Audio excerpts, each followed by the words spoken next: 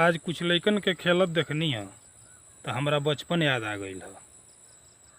लगनी है मन पारे कि लड़िकाई में हम कौन कौन खेल खेलले बानी। तो लगनी है मन पारे तो वही में से कुछ खेल हमारा मन पड़ गईल ह। तो सोचनी है कि रउआ लोग इनसे बता दी। तो आई सीधे सीधे कविता के माध्यम से सुनी। आइस पाइस अठेल मठेल याद आवे बचपन के खेल। आइस पाइस अठेल मठेल याद आवे बचपन के खेल।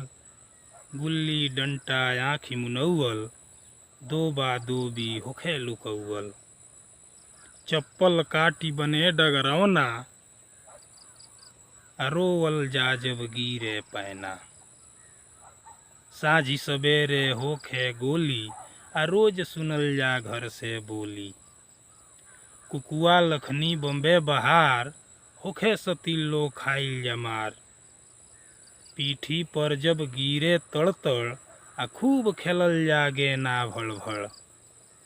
चिक्का ठाड़ी होखे कबड्डी जे पकड़ी हम तूरब हड्डी। गोला खाची होखे बम्बैया भागल जा जब आवे भैया।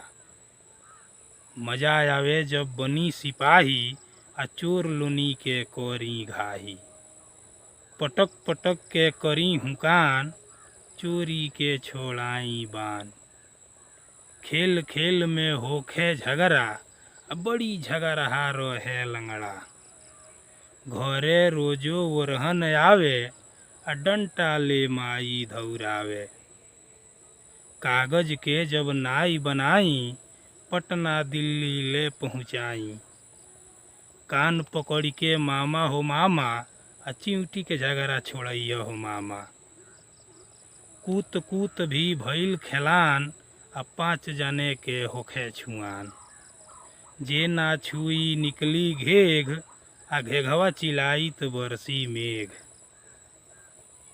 खेल के हमरे लमहर सूची सबसे बेसी खेलल जा गुची। ई सब रहे लड़िकाई के खेल। अब तो जिंदगी में बड़ी झमेल। अब तो जिंदगी में बड़ी झमेल।